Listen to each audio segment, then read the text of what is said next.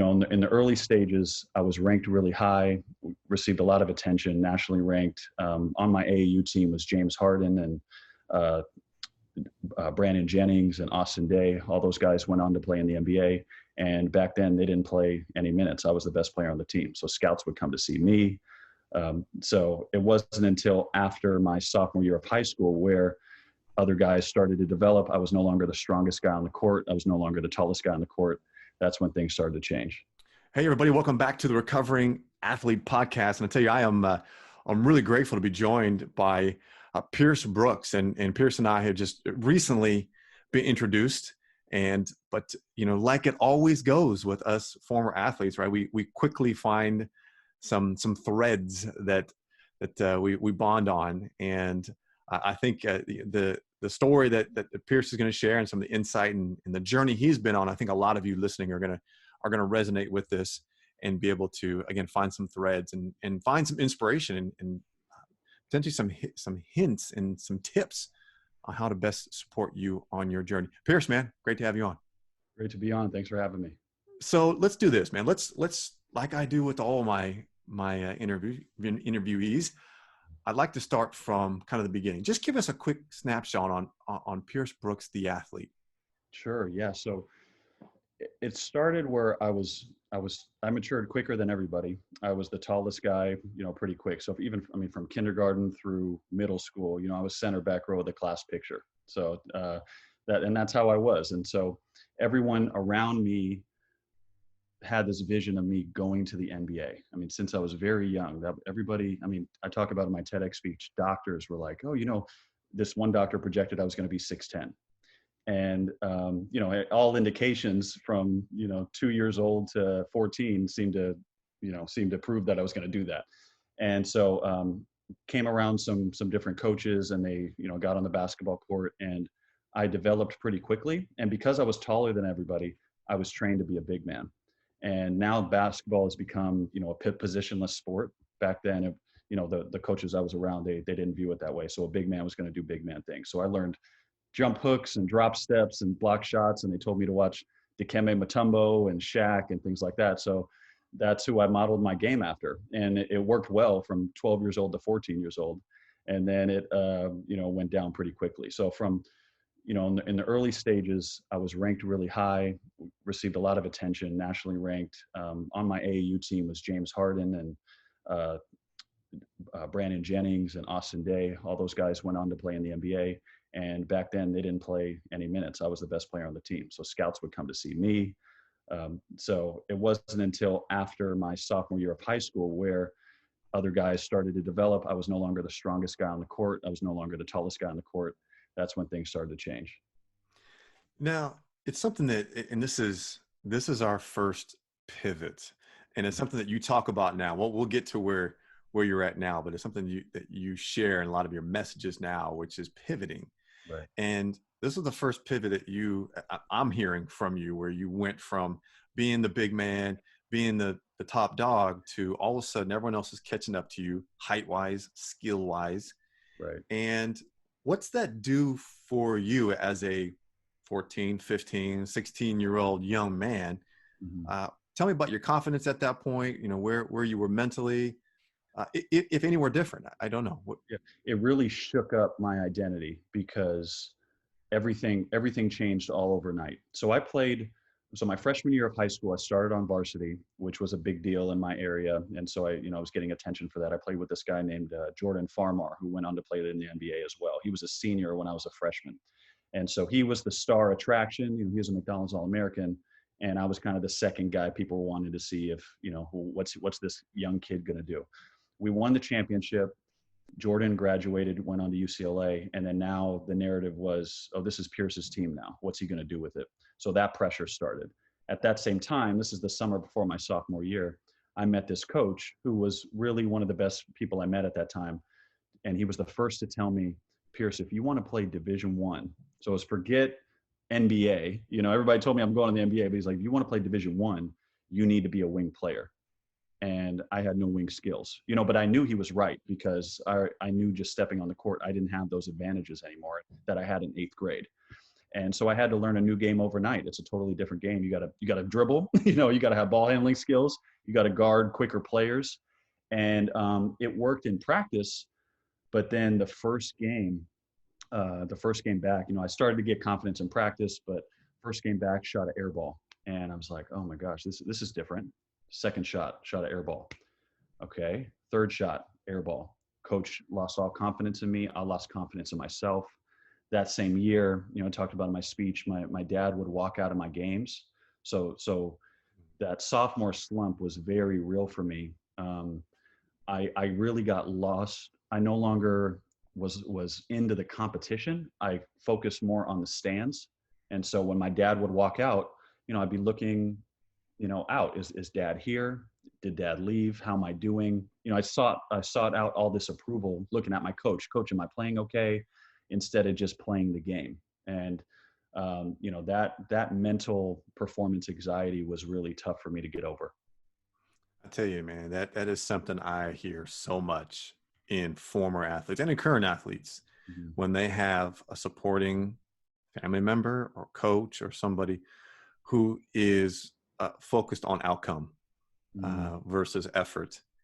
Right. And that is really challenging for a lot of us. And I'm sorry you had to go through that Yeah. at that time, especially as a young person, when we want those approvals, we want those things. And as parents, you know, I see it now working with teams and coaches, you know, that are outcome based, and you just can feel the energy in on the team that it's toxic, it's sticky, you know, it's just it's tough to be around.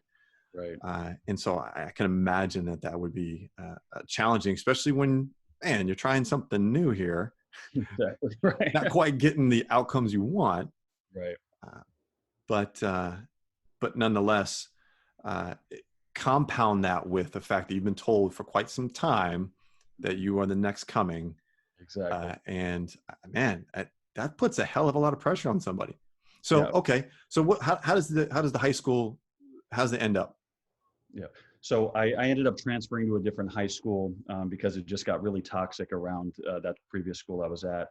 Kind of had this fresh start, felt good about it.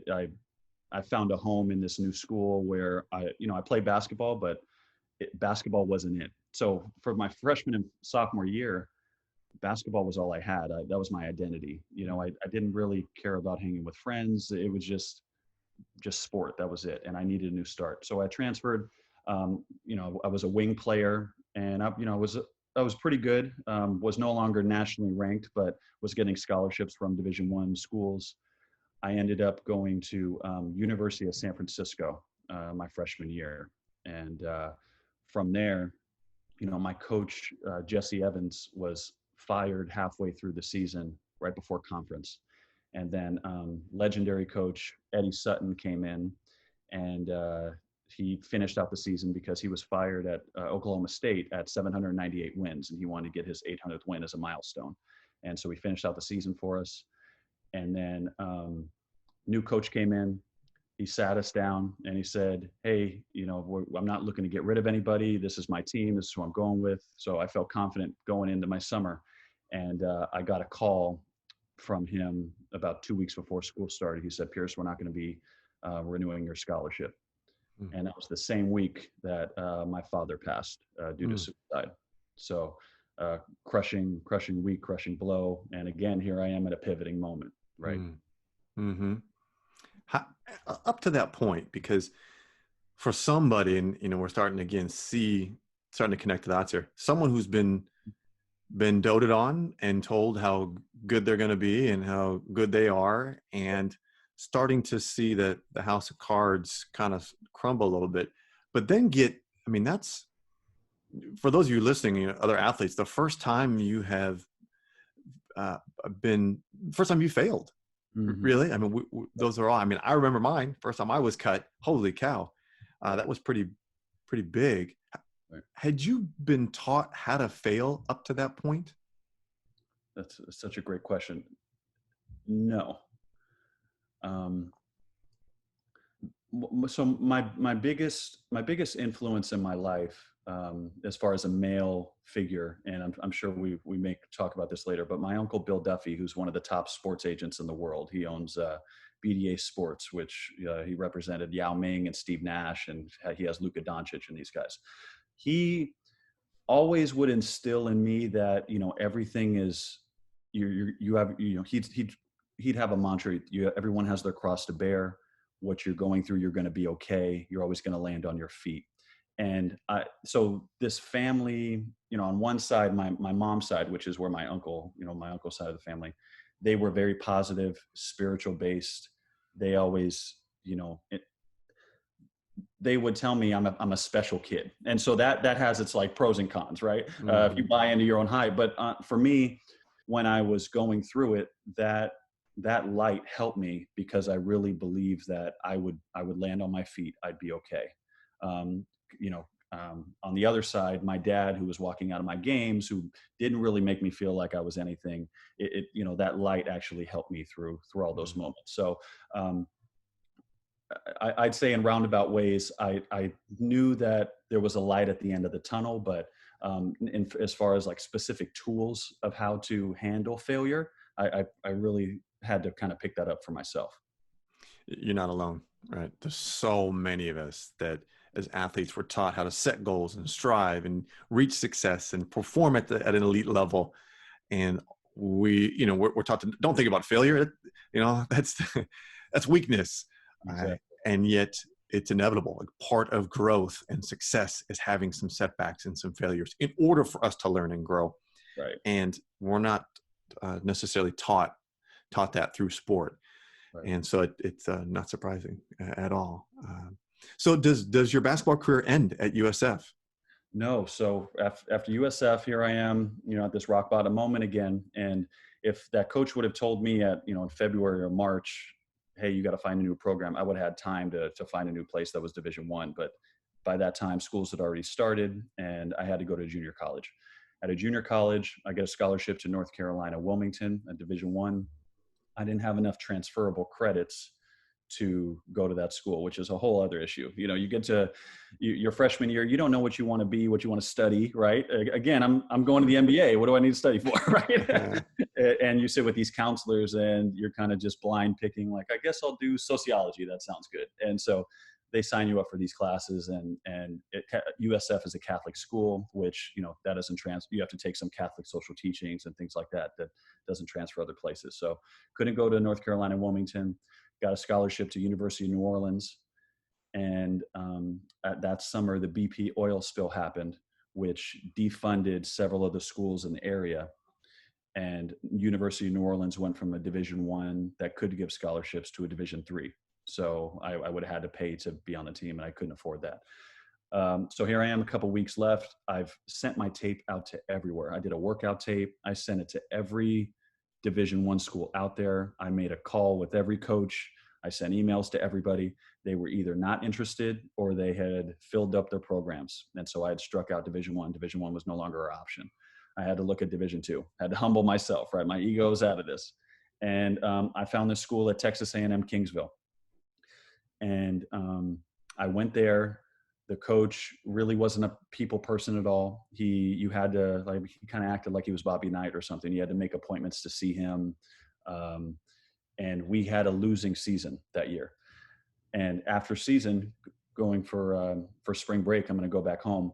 And he offers to take me to the airport. And I thought it was a little weird because, again, he wasn't a people person. We didn't have a relationship. And he said, yeah, I just want to take you. I'll pick you up.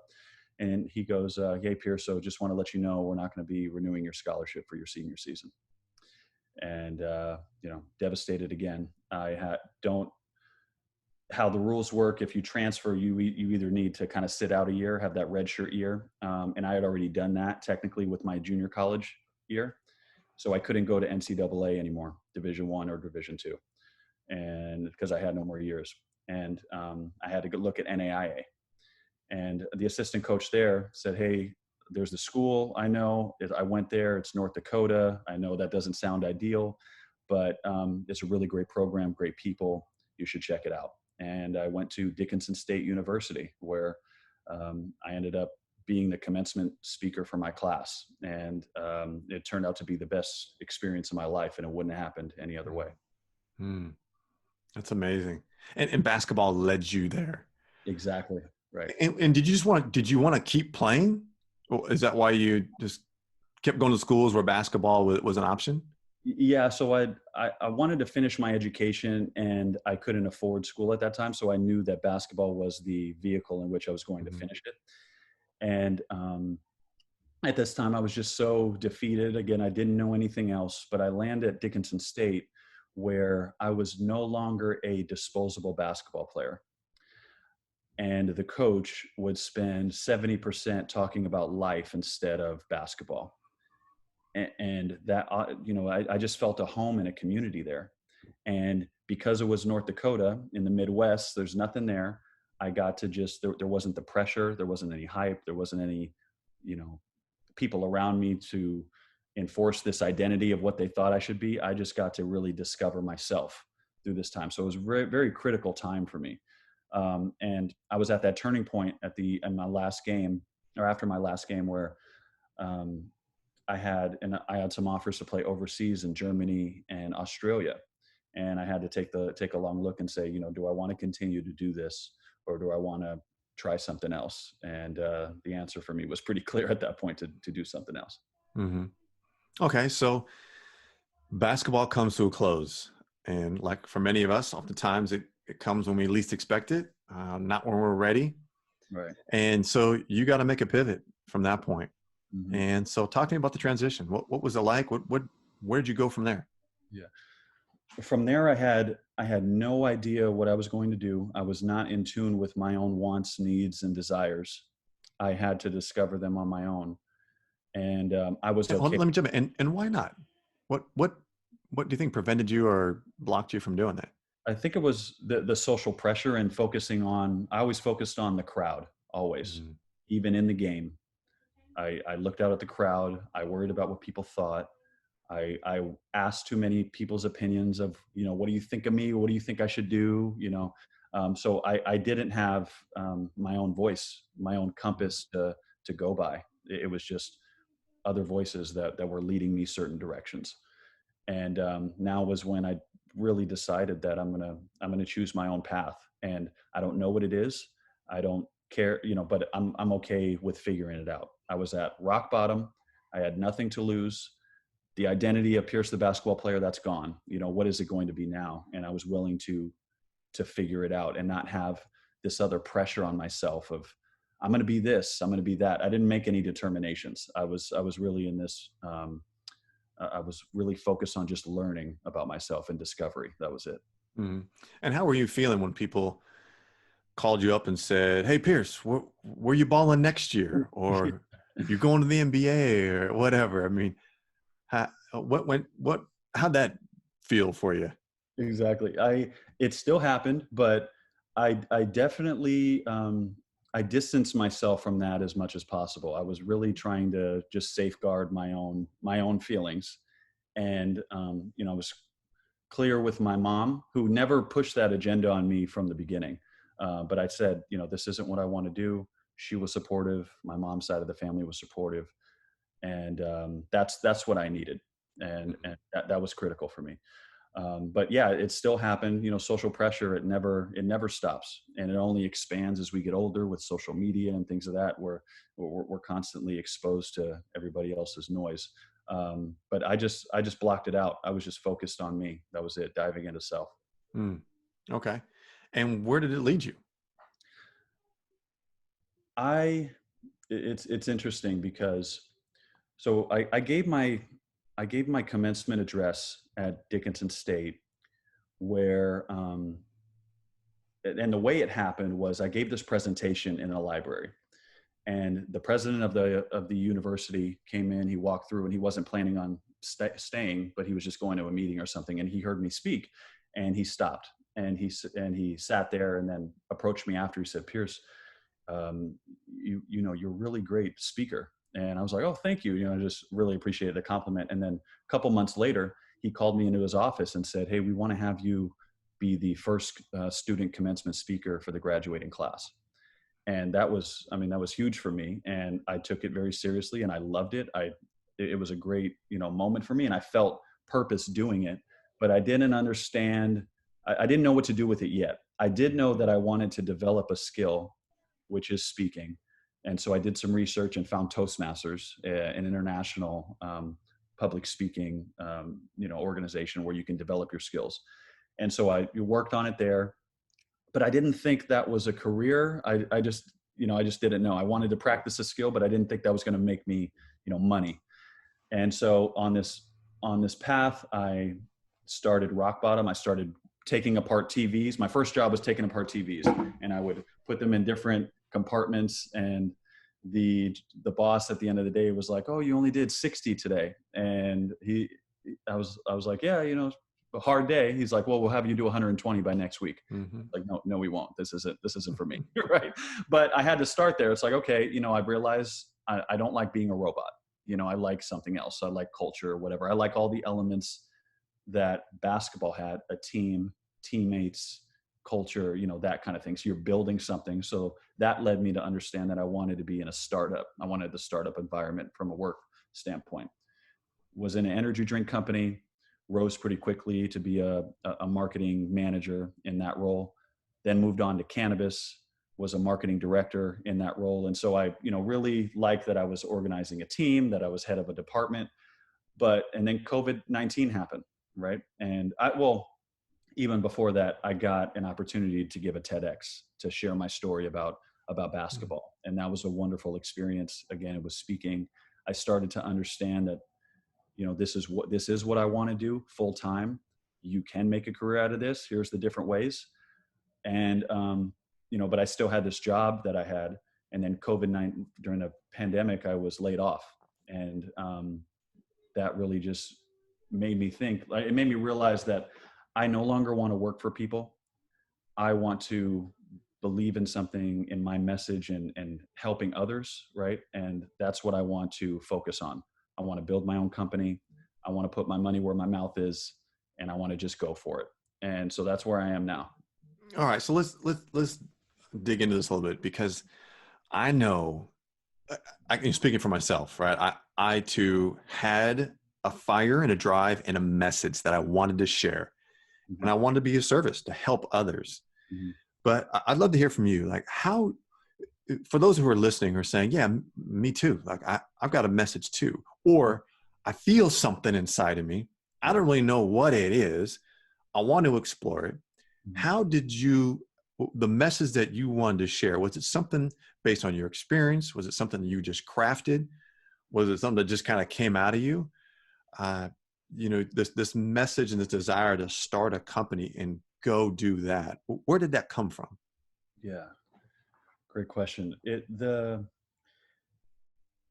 It's kind of weird because purpose I'm finding, and that's my mantra now, just living my purpose, right? And it's hard to explain, but it's something that I've kind of always been doing. Like, even before the graduation speech, I had given talks here and there, but I just thought that, I just didn't take anything from it.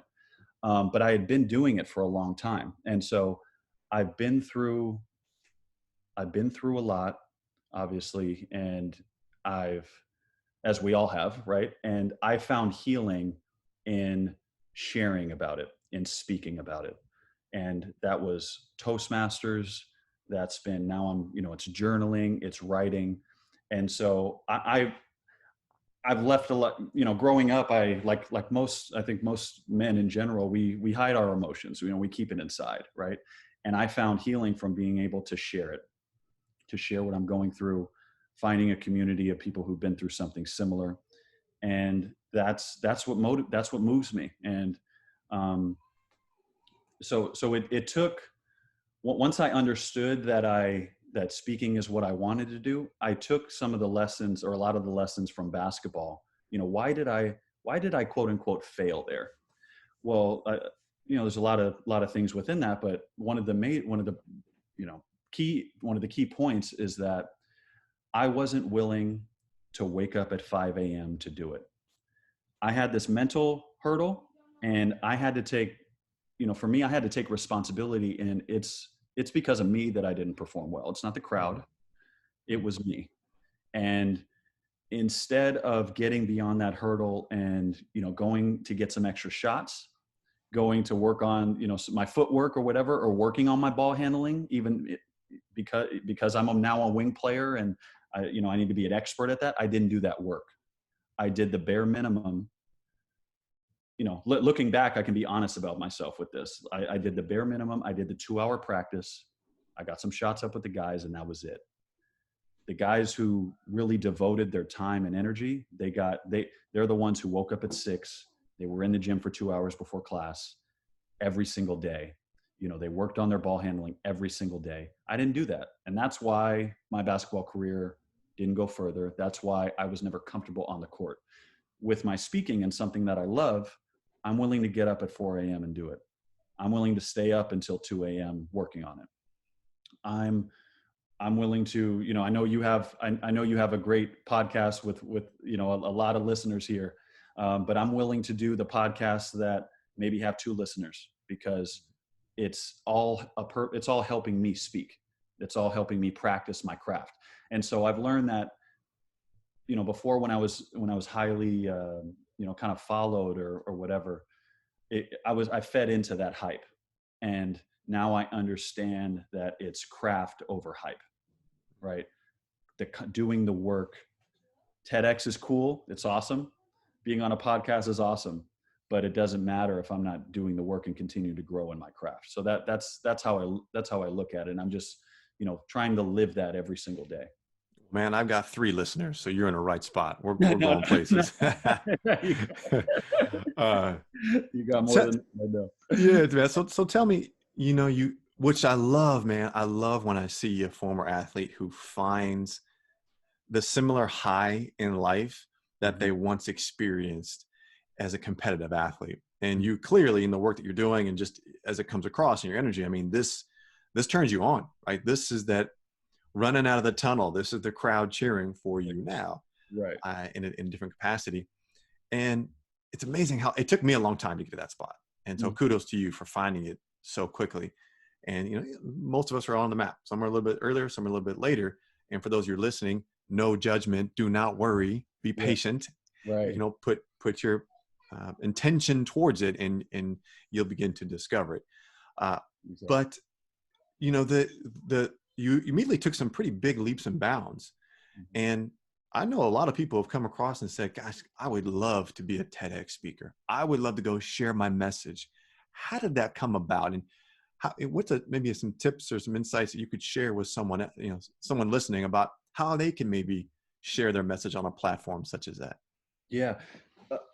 So because I worked in marketing, and specifically field marketing, which is about, doing these different events and things like that. When you work in field marketing, you understand that event organizers are key. So if I am a brand, right, and I want to showcase my product at an event, you need to know the event organizer.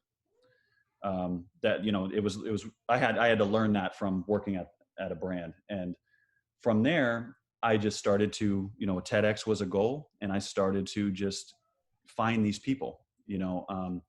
I built a roster of event organizers, and I got to know them, and they would see some of the stories that I would share, and some would reach out and say, we're interested in having you speak. Could you fill out an application? If you were to speak, what would you talk about? And so networking has always been, important. It's important for all of us, right? And I understood that was what I needed to do. It's about knowing the right people, building out your network. That's where it starts, right? And then having a clear message to tell. We all have stories. What TEDx is about, and TED in general, it's about sharing your big idea. What is the one big idea in a simple way that it's either no one's ever said it, or it's a different take on something someone else has said. So that has to be clear. And it has to, if it takes you a long time to explain what it is, then it's not really there. And those event organizers know the brand, they know the TED brand. They're the they're the guardians of the brand. And so it's up to you have to really prove that you have that message and that it's clear. And from there, it's just about, practicing your craft, getting in front of people, speaking, getting in on Toastmasters, getting your group of friends together to practice. And that's how it'll happen. And then you get yourself a nice clip Exactly. that you can share with others. That's awesome, man. Congrats. Having been asked to apply myself, Right. it's no guarantee. Right. If you're not a right fit for the board of directors there, or the people that are selecting you, Right. It just doesn't work out. So, but when it does, man, it's a great impact to get out there and share your message in the way that you did. But something Sure. I want to dig deeper on, because you've launched a new company, Mm-hmm. Empowered Storytellers, Right. and you made a differentiation there between sharing a message and sharing a story. Mm. And talk a little bit more about that. What is the difference between sharing a story or actually getting a message out that's going to land with people? Or is there a difference? I don't know. Maybe it's one and the same. Well, I try to do both. And I always in my speeches want to, again, it's the therapy of sharing what I go through. So it helps me, but it also, what I'm finding is that it helps the audience to, one, know me, and then to know they're not alone. And as athletes, even if I'm talking about, something in basketball, a lot of these lessons apply to people who've never played sport at all. And so they can, as long as you paint the picture right, they can see, they can apply something that you're saying to their lives. And so what I really like to do is to connect the dots of things that I've experienced, see how the audience can find value in what I'm saying, and then, connect it all together. So from that standpoint, I do like to call it a story. I like to say, it's empowerment. I do believe in uplifting people. I'm not a rah-rah guy. I can do that, but because that's not natural to me. I don't, really say that I'm a motivational speaker. I don't want to claim to motivate anybody, but I do hope to inspire people through sharing my story, and I hope to, empower others to do the same and use my platform, Empowered Storytellers, to do that. Excellent. And the empowerment, something you had mentioned to me when we last spoke, was you mentioned empowerment through trauma. Yes. Tell me more about that. Yeah. What's that look like? So I really look at the hero's journey, right? And I think that's what we're all on. And in the hero's journey, the hero goes out, he seeks, to learn something, and they encounter helpers along the way, they encounter a mentor or two, and then they go through some type of death or rebirth, right? And then, but it's essentially what the hero always discovers is that it was within them all along. Mm-hmm. And that's the empowerment part of it, is that through whatever you go through, if you have the right, mindset and the right attitude, you can get yourself through it, through your experiences. Your trauma has built character and strength out of you. And that's what you can draw on, if you once you figure out what those lessons you needed to learn in it to help you push past whatever you're going through. Powerful. And between being a storyteller and learning how to pivot and the hero's journey, I would love to circle back from several minutes ago.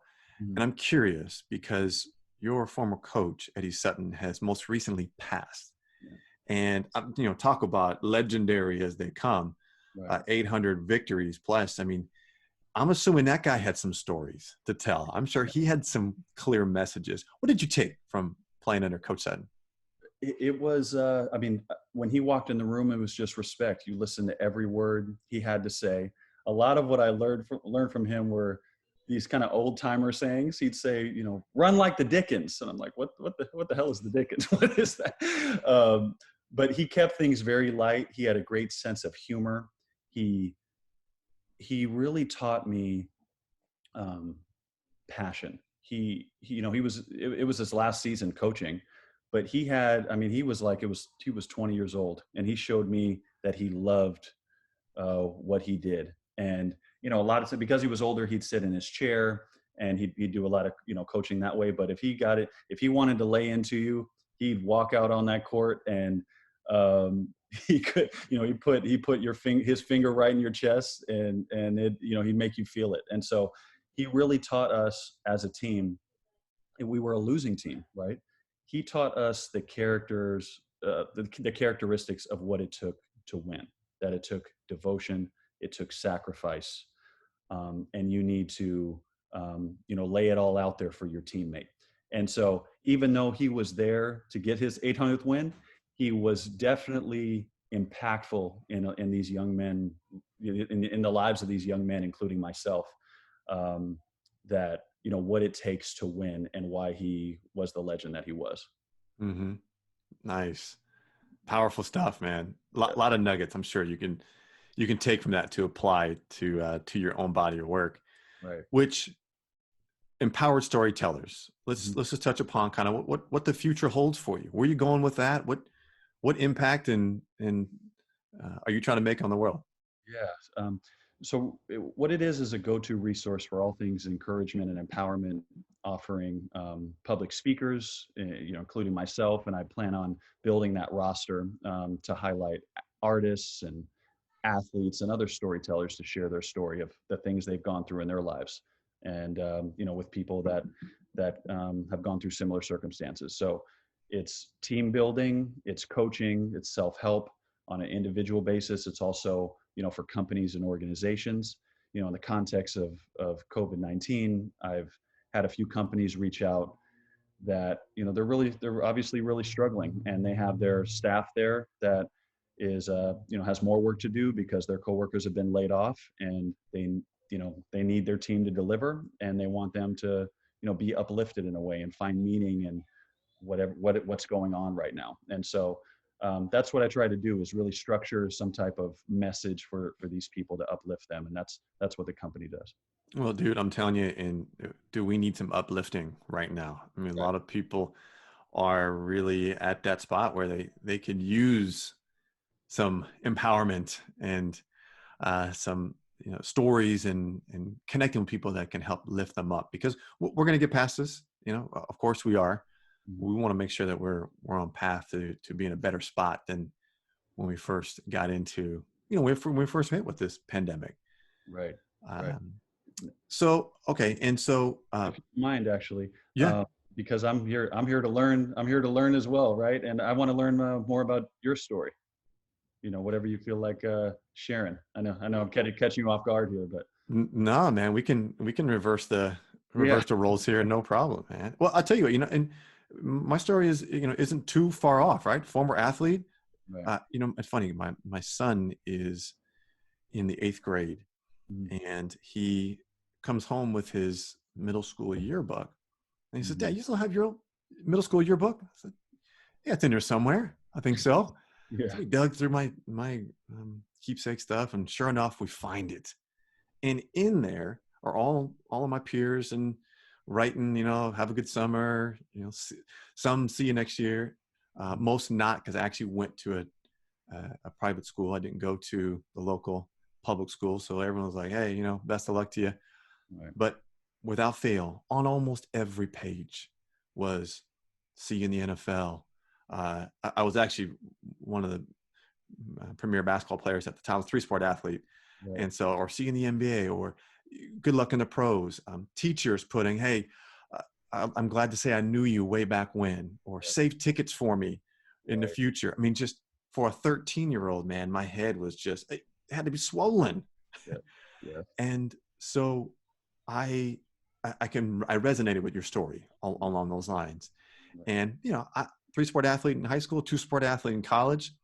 And, you know, at the end of college, I didn't know if it was more of I had this dream to go be a professional athlete, or if it was I was just desperate, like I needed another season. That's all I'd known from the Mhm. age of 4. Right. Right. So, you know, and so ended up playing 4 years in the Canadian League and then the Rainier Football League, and when it ended, man, 80% of my life was an athlete. That's all I was. I had foreclosed on all other identities, all other options, right? They're all distractions. Coffee, block out the distractions, focus on the game, focus on your craft, focus on the off season. Everything else is distraction. Yes. Where most other student athletes are told, go explore all opportunities for you, right? Right. So I foreclosed on this idea that I was this athlete and had not explored other elements of myself. And it was, so I struggled for a good decade, man. And with this identity, I was this thing, how come I'm not in anymore? It was the only place that I felt like myself. And after winning once I turned 35, I got to compete on the world level for masters track and field. Once I won a world championship for Team USA, I was back, baby. Felt like myself. Right. My problem is it was not anything that I could make money off of or be compensated for. It was just a for fun deal. Sure. But to say I was a world champion and coming home to my family in tears because I was struggling, was lost, was not supporting them financially. I was struggling to find myself, and it was a challenging time, man. So it was a good decade for me that I struggled with that until I put myself on a path of self-awareness, understanding who I was. Exactly. All right. I'm not the athlete anymore. Who is Cletus Coffey? And for those of you listening, that's step number one. All my programs, man, self-awareness. Who are you? You're not the athlete anymore. In fact, you never were. That's what you did. That's not who you are. Yes. And so the sooner that we can begin to identify with who am I, what gets me excited, what gets me a high, right? For you, like speaking. And for me, it was entrepreneurship. Like it was the one place where I felt like, oh, wow, I'm in control. I could take my own risks, right? I get to go out and do things on my terms, get to share my message. The problem was I don't know anything about starting a business. 3 failed businesses later, right? I mean, talk about the hero's journey, following the lumps and realizing at that point, what's wrong with me? How come I can't figure this out?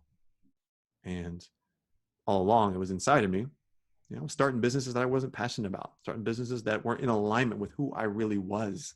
I was starting businesses because I thought, well, I want to be an entrepreneur, so I need to go do something. And this seems to make money. I'll go try that. Exactly.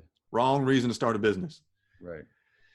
So that leads me to where I'm today. Once I, realized that, hey, I'd go back and pull Cletus Coffey, the athlete, out of the drawer and say, there's something there. There's some pieces to the puzzle that I'm trying to figure out from back then, and recognize that I'm not the only athlete struggling in this process. Right. And once I was open and vulnerable to admitting that, I recognized that there were others going through the same process and needed help and support. Right. So away we go. Recovering athlete is born. And there couldn't be a better name. That's really what we're athletes in recovery, right? Totally. But at the same time, I really resonate with what you say, that I get uncomfortable calling myself an athlete to this day. You see all those people walking around, and I'm an athlete. It's like, are you, right? It's like, even Magic Johnson, I think he's a businessman, but yeah. So I think it's just that identity, like you said, just that separation from your identity, removing the ego to discover who you are. That you hit the nail on the head. That's exactly it. Did you watch The Last Dance? Oh, I did. I absolutely did. Yeah. I mean, did you? Oh, fantastic. Yeah. Really enjoyed it. And I mean, we could do a whole podcast on the nuggets that came out of that. Right. But the one that really stood out for me was the very end, when MJ was like, I've been this basketball player and that's who I am. And I struggle because I want to go back to being that. Right. This is Jumpman. This is Nike. This is, the owner of the Hornets saying that's who I am. And I struggle because I can't be that every day. Right. Thankfully he had positioned himself and, had the mentality and the hustle and the drive to go create what he has for himself post sports, which he's done a lot more, post sport has made more money, is, making a greater impact than he did while he was an athlete. But, it's, we all go through it, man. Doesn't matter how good you are, the GOAT or, guys like you and I. Right. Right, right. Well, I mean, he's just a master competitor, right? That's who he is. He just, I mean, Mhm. he looked for anything to just destroy somebody else. Like, oh, that guy looked at me wrong. I'm gonna, I'm gonna go score 60. It's like, oh my God, that guy's just different. Different, man. Yeah, Totally built different. yeah, Yeah, for sure. But again, at the end of the day, it is my opinion, and for those of you listening, you all should know this by now. But it's my desire that our athletic journey, although mhm, powerful, and a lot of pieces that we can take from that, is just a blip on our map of life, right. and that we can make a greater impact outside of sports than we ever did as athletes. Absolutely, That's my drive, man. absolutely. And you're doing it, and this platform to show that with each and every episode, and the guests you bring on. I mean, you're living that purpose and that dream. So Well, happy. man, I'm grateful you came on and contributed to it Yeah, definitely. with your story. Yeah. So, and piercejbrooks.com Yes, is yes, how people can find you, yes. I'm right? Pierce J Brooks on everything. So piercejbrooks.com. I'm on LinkedIn, Instagram, also Medium, where you can find my blogs. Yep, Pierce J Brooks. Pierce J. Brooks, right on. Well, dude, it's been such a pleasure, connecting with you, meeting you, and following your journey. And thanks for contributing, adding value to this podcast. Thank you so much. Thanks for having me. Looking forward to coming back. All right, man. All the best.